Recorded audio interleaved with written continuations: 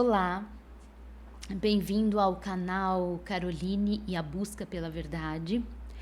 Hoje o tema que eu escolhi abordar é um tema que é muito falado hoje, porém, na verdade tudo é muito falado hoje, né? Principalmente nesse campo da espiritualidade e da mediunidade. Bom, mas eu vou tentar trazer uma abordagem para vocês com uma outra lente de percepção a respeito do quê? A respeito de espíritos obsessores.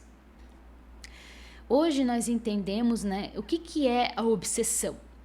A obsessão, ela é um pensamento fixo, uma ideia fixa. Isso pode vir através de imagens, de um impulso. Então é algo persistente. E isso traz um certo transtorno para a nossa vida, porque faz com que a gente não enxergue a realidade tal como está sendo posta, mas a gente enxergue através dessa obsessão, dessa influência. E isso vem sim de espíritos desencarnados. Porém, o livro dos médiuns coloca várias interpretações e vários tipos de obsessão. Tem a obsessão simples, que é a comunicação onde espíritos tentam impedir ou perturbar a comunicação de outros espíritos sérios. Tem a fascinação, que é quando o indivíduo é uma ilusão que paralisa o raciocínio do indivíduo, o indivíduo nós. Tem a subjugação, que a pessoa domina totalmente, o espírito domina totalmente a pessoa, fazendo com que ela fique subjugada, dominada por aquele espírito. E a afinidade, que é afinidade emocional, afinidade de vidas passadas.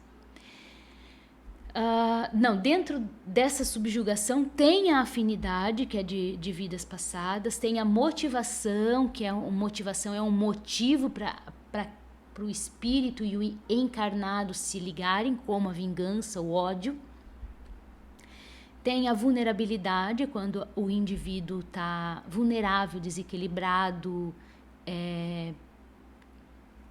sofre de angústia, depressão, ansiedade. E esse desequilíbrio faz com que exista uma atração desses espíritos para causar influência, a obsessão. E tem o fenômeno físico, que é pancadas e ruídos que acontecem geralmente à noite. Então, o que eu quero trazer hoje, uma nova lente de percepção? Hoje, o que eu percebo da realidade dos seres humanos, a gente não é só obsidiado, é assim que se diz? Então, vou usar a palavra influenciado de forma obsessiva. A gente não é somente influenciado de forma obsessiva por espíritos. A gente, além de ser influenciado de forma obsessiva por espíritos desencarnados, nós também somos influenciados por espíritos encarnados e por pessoas. O nosso espírito, ele não está colado aqui com a gente, ele anda por aí, o nosso espírito, entende? Então, ele também faz influência com outras pessoas. Nós, enquanto seres em grupos de amigos, a gente influencia o outro. Existe muito a prática do convencimento hoje na nossa realidade. O que é essa prática? A prática de tentar convencer o outro a acreditar na sua verdade. E essa obsessão, ela acontece, a gente está num mar de obsessão. É isso que eu quero trazer para vocês, que a gente não vem só influências. O nosso pensamento, ele é totalmente dirigido por influências. A gente pensa que o nosso pensamento é nosso, mas não é nosso. O nosso pensamento, ele vem de encontro dessas influências de espíritos encarnados, espíritos desencarnados, seres extrafísicos, seres deste universo, pessoas, mídia, televisão, internet. Então, o nosso cérebro vai registrando tudo isso e vai construindo registros. E é por esses registros inconscientes que a gente vai se movimentando na realidade.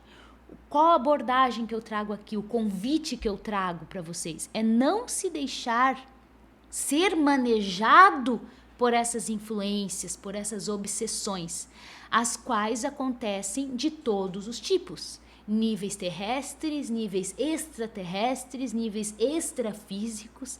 O nosso cérebro é um canal, é um ponto de encontro onde tudo isso acontece simultaneamente. Então, o convite que eu trago é que a gente sempre trabalhe em um alinhamento interior, para que a gente siga essa nossa lei interior e não siga as influências e registros que o nosso cérebro faz, o nosso cérebro absorve. O nosso cérebro absorve tudo, vê muita coisa. E a gente precisa saber gerir esses pensamentos e essas influências e se apropriar daquilo que realmente faz parte do nosso consciente, do nosso interior. É a gente buscar trabalhar em circuito fechado. Por quê? Porque quando a gente vai indo com a maré ou vai indo, né, com as influências, a gente está à mercê de tudo isso. Então a gente acaba pulsando uma vibração, uma frequência a qual vai se ligando com essas coisas. Ora se liga, ora afasta. Tu tá... Sabe quando um cantor tem aquela multidão no show e o cantor vai e se joga e é passado de mão em mão? É assim que nós, seres humanos, o nosso programa quântico chamado eu, ou ego, ele vai agindo nessa realidade, nessa ilusão. Vai passando de mão em mão, tá? À mercê. Quem pegar, te brinca de bonequinho, de fantochinho. É assim que hoje está posto para nós. Mas quando a gente decide algo, arca com a nossa decisão, com a nossa responsabilidade e começa a nos gerir ancorados, sustentados por uma lei consciencial, por um valor de consciência supremo, a gente já não é mais pego. Não é qualquer um que pega a gente, não é qualquer um que influencia a gente. A gente passa a ser um ser humano difícil de lidar, porque a gente já não cai nas manipulações, na arte de convencimento de outras pessoas. A gente sabe pensar, sabe raciocinar, a gente usa o cérebro como um todo. Porque até o momento em que você está ali na multidão, no show, passando de mão em mão, quem está movimentando o seu cérebro é o ego, e o ego fica no tronco encefálico. O que é o tronco encefálico? É o cérebro reptiliano. É nesse ego que contém essa infecção, que a revelação cósmica põe como uma doença, uma infecção. Por quê? Porque a gente vai sem direção, a gente se satisfaz ali, goza ali, busca o que quer ali, vence ali, tem poder ali e tu vai indo. Agora, quando você se aquieta, se silencia, busca dentro de você trabalhar em um circuito em que só você, que você construiu, que você buscou essa constituição de forma consciente, aí você vai para o seu caminho, para a sua direção. E assim, em busca, quando a gente se alinha, a gente descobre que o ser humano ele tem potenciais psíquicos. Nós, seres humanos, temos um potencial latente dentro de nós, só que a gente não consegue despertar isso, porque a gente nem usa o cérebro, né? A gente está usando o tronco encefálico através do programa do ego, que está infectado. Infectado pelo quê? pela sujeira dessas vibrações sujas, da inveja, do ódio, do ciúme, da arte de querer convencer, da arte de querer vencer, dessa lei absurda da sobrevivência, de querer ser melhor, de querer sobreviver a qualquer custo de forma egóica, intelectual. Tem várias formas, mas você quer ser o vencedor, você quer ser o único. E quando a gente trabalha nessa mentalidade egóica, por isso que é ego, é uma infecção, a gente não vê o lado fraternal da realidade. E é um dos potenciais do ser humano é enxergar essa parte fraternal. É assim que a humanidade pulsa dentro de nós. Pelo quê? Pelo altruísmo, pela compaixão, pela alteridade, pela fraternidade. Hoje a realidade, ela não existe isso. É só ego, é só gozo, é só satisfação imediata, olhando sempre para os seus desejos e apegos. E é aí que a gente encontra a obsessão. A gente pensa que são outras pessoas que nos causam a influência obsessiva, mas é nós mesmos. Quando a gente morre, a gente permanece aqui e fica preso nesse circuito infectado, porque a gente não construiu um circuito nosso, e a gente acaba continuando ficando à mercê de outros seres, à mercê de realizar os nossos próprios desejos ainda enquanto espíritos. A gente fica cascões dessas satisfações. Bom, só continuando aqui, o que eu pulei muito para frente, agora eu tenho que achar o slide. Então, como é que a gente constrói o nosso circuito fechado? Veja, eu falei sobre a inveja, eu vou voltar a falar sobre a inveja, né? Que a inveja é a emoção que a gente nasce com ela. Como é que a gente nasce? Um bebê invejoso um bebê é invejoso. Em que sentido? Então, assim, para a gente trabalhar em circuito fechado, a gente precisa... Bom. Eu vou deixar fluir aqui, não vou mais pelo slide. Mas, assim, o que é a inveja? Nós nascemos com a inveja. A psiquiatra Melanie Klein, ela diz o seguinte: a inveja é um ataque destrutivo ao objeto que nutre e satisfaz, um obstáculo fundamental para a construção de um ego forte e para a capacidade de amar e se relacionar de forma gratificante. A inveja pulsa dentro de nós, é nosso instinto de sobrevivência. Trazendo essa abordagem psicológica, essa parte da psiquiatra Melanie Klein para dentro da revelação cósmica, o que acontece? É bem simples de compreender, porém é uma abordagem nova. Então quando é novo, a gente tende a ter um pouquinho mais de dificuldade de fazer assimilações. Mas vamos pensar o seguinte: por que um bebê sente inveja? Conforme a psiquiatra aqui colocou. Ele está dentro da gestação. Ali ele não sente nada. Ele não sabe o que é fome, ele não sabe o que é nada. Já está tudo suprindo, ele já recebe aquilo. E assim era. Quando vem o nascimento é um rompimento dessa completude que ele vive dentro da gestação. E essa completude faz com que o primeiro sintoma que ele sinta é fome. Então, é uma doença sentir fome. Nesse sentido. Porque ele vai buscar o seio materno, mas ele não vai ter o seio materno como um circuito fechado que ele tinha dentro da gestação. A mãe oferece o peito e depois tira. Ele mamou, terminou e tira. Esse rompimento do seio começa a criar inveja, que é o objeto bom para ele.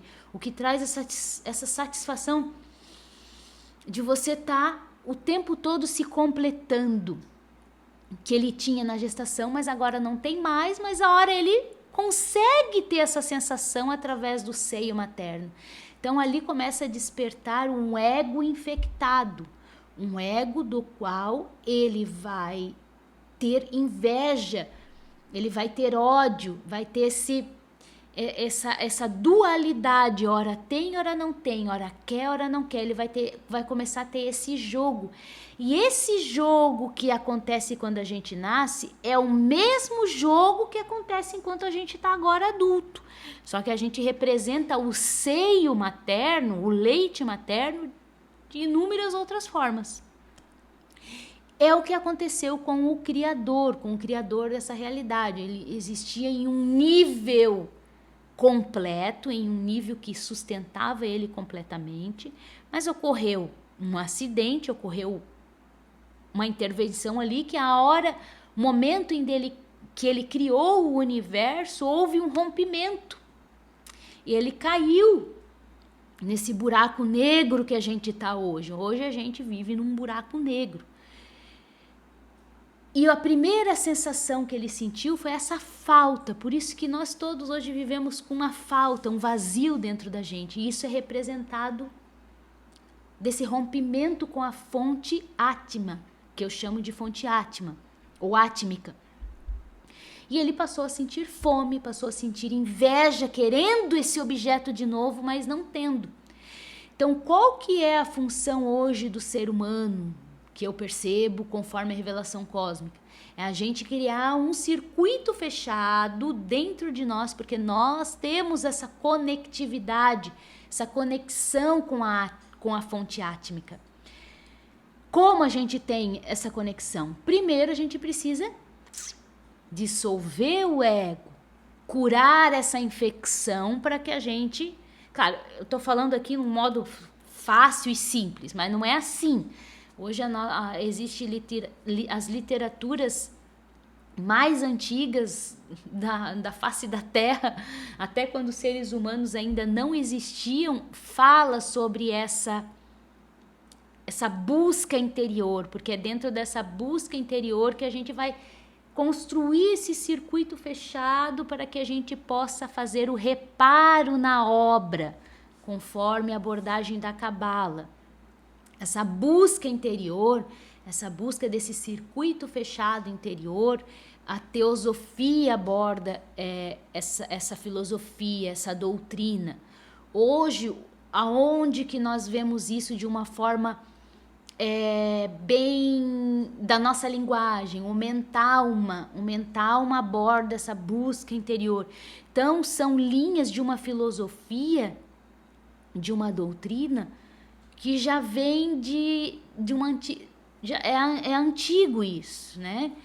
Então, o que eu trago para vocês é uma lente de perceber por que realmente a gente tem que buscar o interior, porque a gente tem que criar esse circuito fechado de nos sustentar, de a gente se decidir, de a gente trabalhar como um universo. Hoje o universo ele está na multidão do show, à mercê. À mercê do quê? À mercê de um ser humano livre e emancipado disso tudo. Disso tudo o quê? Desse ego, dessa infecção, desse gozo imediato, dessa satisfação, dessa busca por poder, dessa busca absurda por sobrevivência. Então tudo isso é uma doença.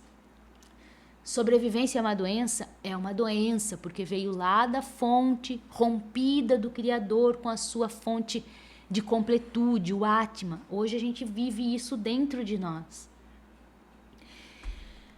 Voltando para a parte dos espíritos obsessores, quando a gente constrói esse circuito fechado dentro da gente, não tem espírito obsessor.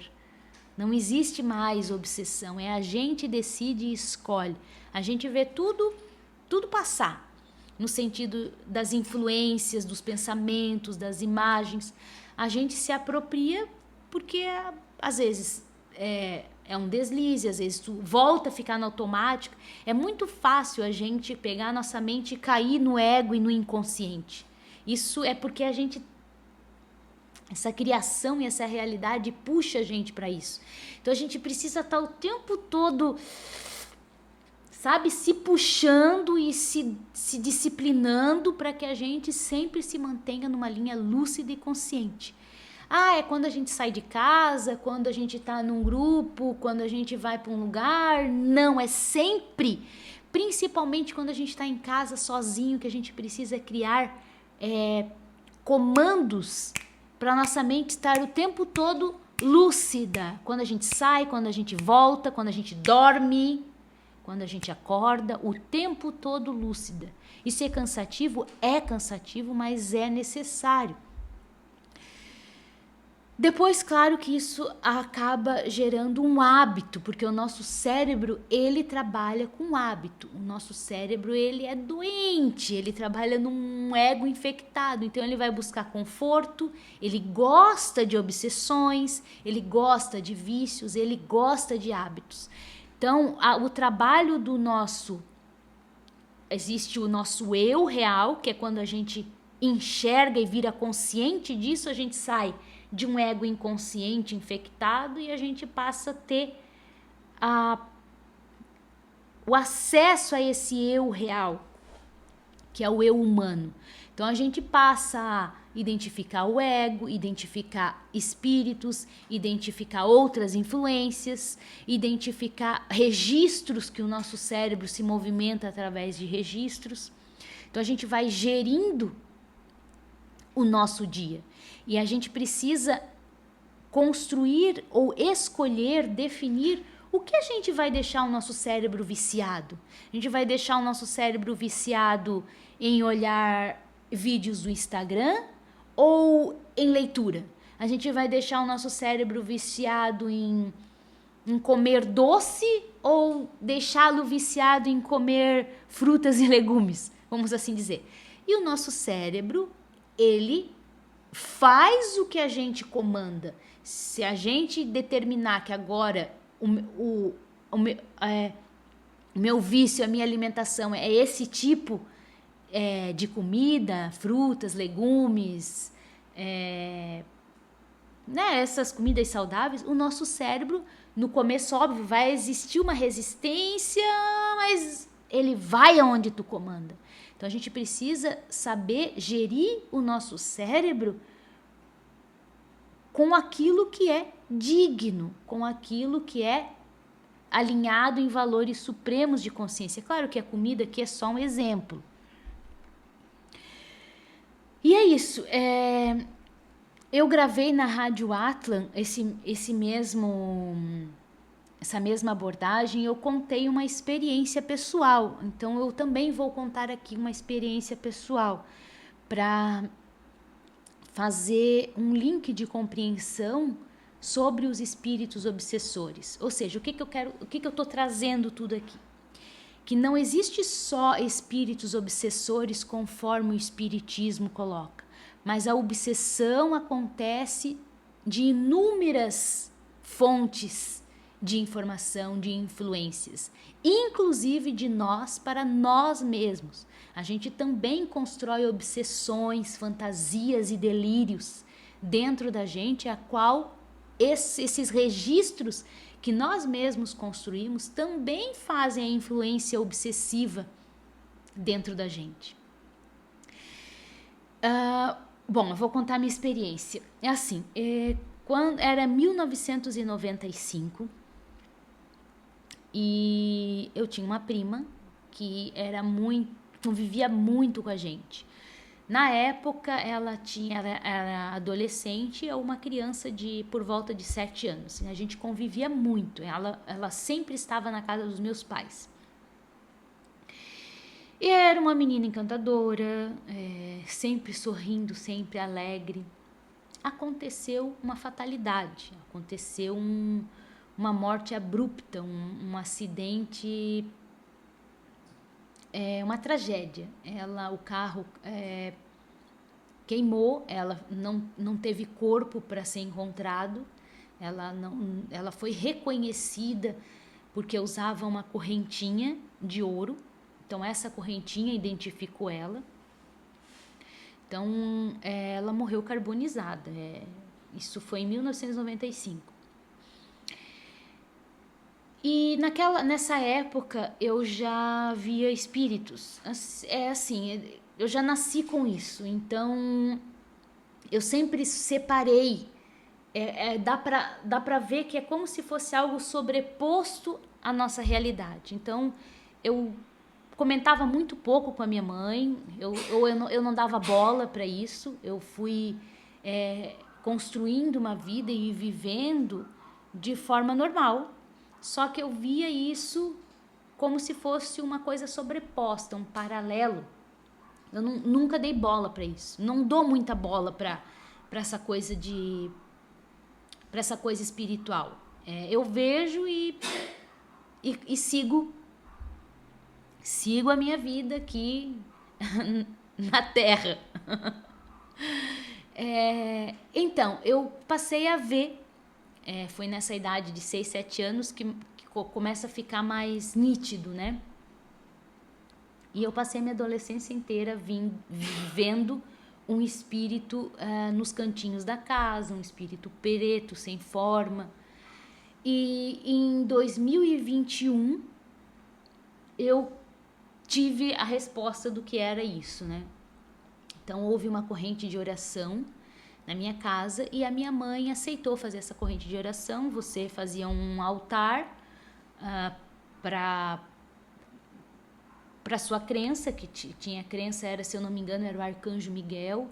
Colocava uma água, colocava uma fruta e colocava uma flor. Tu fazia um altarzinho. E a minha mãe fez, porque a minha mãe, ela fez um pedido, daí tu podia fazer um pedido. Só que a gente pensa que isso não acontece, né? Mas acontece e dependendo da tua força, o teu mérito, a tua intenção, existem seres que ocasionalmente vêm prestar um auxílio ou outro, mas não é só que isso. Bom, vou deixar assim, porque o que eu abordo aqui é a gente se sustentar sem crenças, ter esse nosso autocontrole e desconstruir essas crenças. Mas isso aconteceu lá, aconteceu. Então a minha mãe fez a oração, fez o pedido e realmente 3 espíritos vieram. Então assim, às vezes a gente pensa que é Deus, que é Jesus, mas não, são espíritos que estão no nosso meio, espíritos da nossa família, espíritos amigos. Como eu disse para ti, existe a obsessão, um espírito influenciando o outro, mas também existe esse outro lado de ajuda, esse lado de apoio. E aí então eu saí do quarto, já na minha forma astral. Eu desci as escadas, vi os 3 espíritos, foi muito nítido, vi os 3 espíritos do lado do altar da minha mãe, eles fizeram um cumprimento. Eu fiquei numa outra parte esperando algum tipo de autorização, e aí fiquei observando a casa. A parte astral é como essa parte aqui, só que ela é mais sutil. Nós também temos um corpo, nós temos esse corpo e uma cópia desse corpo que é mais sutil, que é o astral, duplo, corpo etéreo, tem vários nomes. E aí depois que eu recebi o sinal, eu fui até a salinha de TV e eu vi o espírito que eu vi, sempre de vez em quando via, tava ali, uma bolinha pretinha, encolhida. E aí, quando eu fiz um sinal, uma geometria quântica, não me pergunte porque isso é coisas do meu espírito, eu só lembro, essa parte não é, tudo é consciente, mas existe, a gente se conecta a informações das quais não são conscientes nesse plano físico, mas eles são conscientes nesse plano etéreo, nesse plano astral. E o espírito, que era uma bolinha preta, virou o rosto e eu pude ver o rosto perfeitamente dela, dessa minha prima. E ela sorriu e numa pulsação de gratidão, ela agradeceu. Não tem nada a ver comigo, mas a situação, eu só fui, como é que eu posso dizer, ferramenta, só fui uma ferramenta para aquilo acontecer. E ela abriu um campo de arco-íris muito lindo e ela foi. Então, imagine que ela passou décadas presa ali na nossa família. A minha mãe acordou relatando que sentia falta de algo, que parece que um pedaço dela tinha ido embora. E aí eu falei, mãe, aconteceu assim, assim, assim, assim. A minha mãe caiu no choro e falou, eu pedi, que se ela era uma coisa que ela guardava dentro dela, ela nunca contou para ninguém, que ela desconfiava que essa prima, ora aparecia, ora não aparecia, ficava ali fazendo a influência obsessiva para cima dos meus pais. Então, assim, isso não quer dizer que uma influência obsessiva ela tem o âmbito bom ou o mal, o certo ou errado. Essa é um outro aspecto dessa abordagem que eu quero trazer para vocês. As influências obsessivas, elas são feitas de forma consciente ou inconsciente. Então, talvez as últimas pessoas que quando a minha prima morreu lá em 95, ela lembrou dos meus pais e ficou presa nessa lembrança, ficou presa nessa sensação, nesse apego. Então, assim, são pessoas tendentes ao bem, pessoas boas. Então, a obsessão não quer dizer algo maligno, algo ruim, mas é questão de a gente enxergar a realidade tal como ela é, de forma consciente, sem essa segregação de bom ou mal, de certo ou errado, mas com uma visão íntegra. E como é que a gente consegue essa visão íntegra? Quando a gente faz esse circuito fechado, a gente constrói esse circuito e a gente se sustenta na nossa própria consciência. É essa lente de percepção que ela é íntegra e ao mesmo tempo ela vê tudo. Não tudo no sentido, mas ela vê com uma amplitude. Porque enquanto a gente está preso na infecção do ego, a gente vai ver ou certo ou errado, ou bom ou mal, ou isso faz parte da minha crença, não faz, jogo fora, não quero. Mas quando a gente se conecta e entra em conexão com o nosso ser, o que o nosso ser é? Ele é íntegro. Ele não tem... Quem faz essa segregação é o ego. Por isso é uma infecção. Então, quando a gente se coloca em uma percepção da realidade íntegra, a gente pode perceber coisas das quais a gente não percebia. A gente pode compreender coisas das quais a gente não compreendia. E isso faz com que a gente expanda a nossa consciência e evolua. Então, é isso que eu trago para hoje. Vamos ver o que mais eu anotei aqui. Então, é o nosso circuito fechado que faz com que a gente afaste ou atraia as frequências. A gente é seres de frequência. Então, quando a gente trabalha com esse circuito fechado, a gente pode discernir tudo. Não tudo, mas com uma amplitude de consciente, inconsciente, incoerente, coerente. A gente não vê mais a realidade como certo ou errado, bem ou mal.